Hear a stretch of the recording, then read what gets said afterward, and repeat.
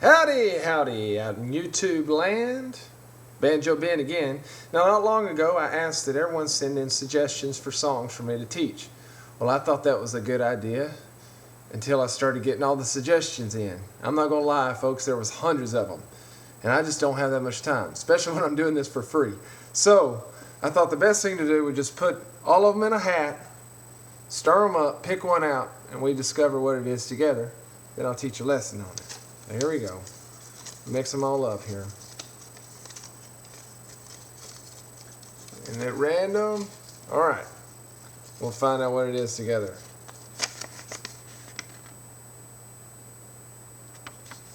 Salt Creek. Salt Creek. Oh, this must have been one of my Kentucky viewers that sent this in. You know I'm just joshing with y'all. I love y'all Kentuckians. Here we go. Salt Creek for the banjo.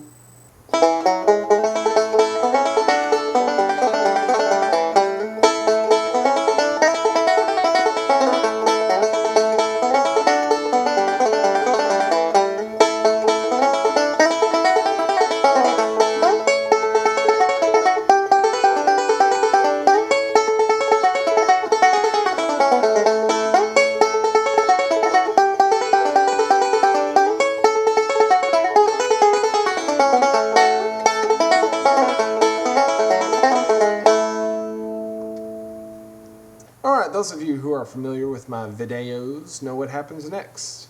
And that is, I'm going to play it really slow for you. Try to hit the high points. So here's the A part. I'm going to split it up with the A part and the B part. Here's the A part to my version of Salt Creek.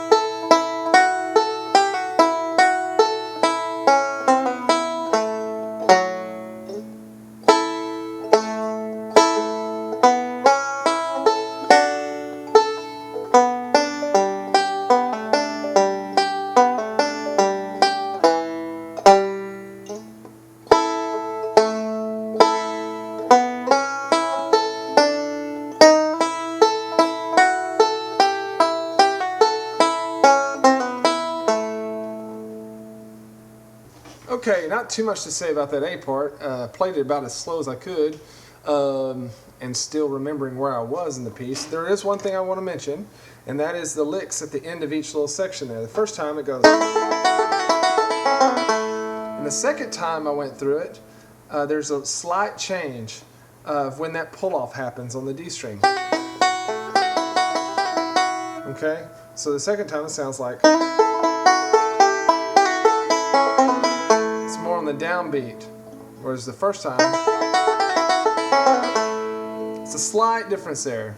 And whenever my tabs become available very soon, I'm creating an online store where you can go and get those. Then you'll be able to see that in the tab. Another thing I do want to mention real quickly, we are in the key of A, if you hadn't picked that up yet. So I have a capo at the 2nd fret, and I do most all my pull-offs with these two fingers. I have to be careful there. With these two fingers, okay, whereas most players you see will do them with their first two fingers. I would recommend for you new players to do it with your first two fingers. Right? Do as I say, not as I do. I understand that. But the reason why I do it is because I started out playing the piano. That's my main instrument. And so I just got to where I was used to using those those last few fingers there.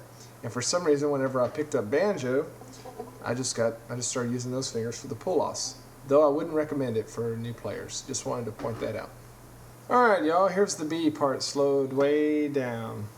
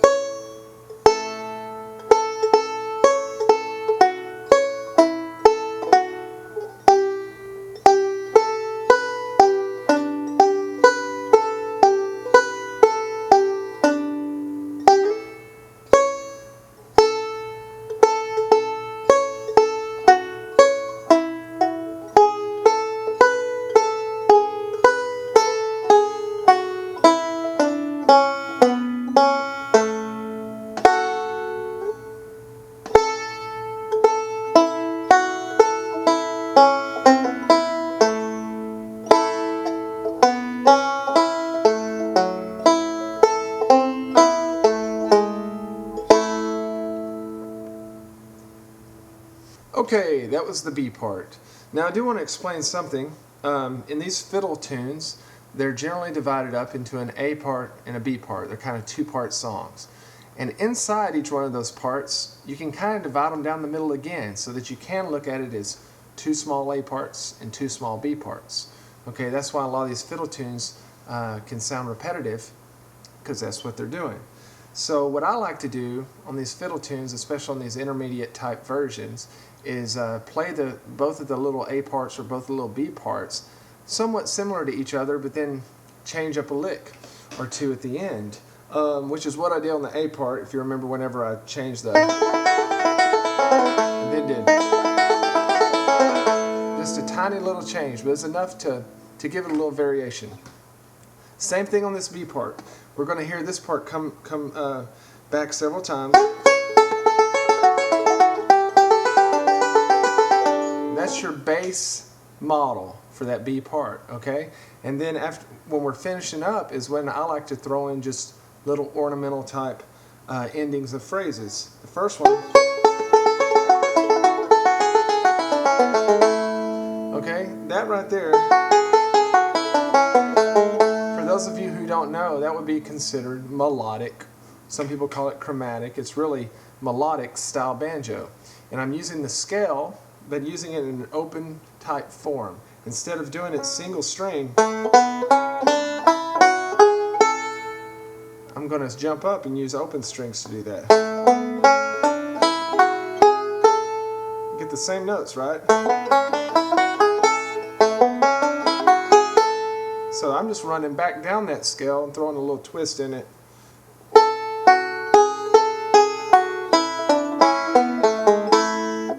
I really like those melodic type licks because you can get a lot of notes and not have to move your left hand a lot. So they're really built for speed.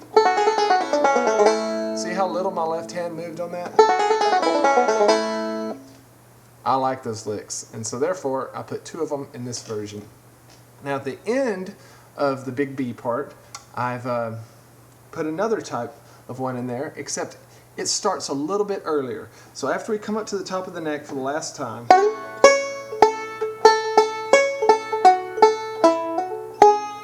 I'm doing a little hammer on there. I'm getting those same notes as down here. I'm doing them up here. 7th fret. Okay, so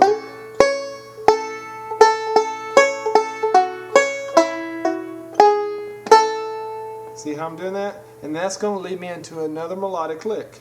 And what I do is I bar both your B and D strings on the 7th fret. We're talking capo language here. It's really the 9th fret. This is the 7th fret. And play this melodic lick.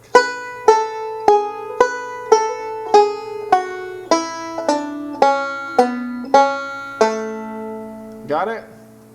If you get the tabs, you'll be able to see them written out, and I will have those available for you shortly. Thank you so much. Hope you enjoyed this version of Salt Creek. Advanced version coming soon.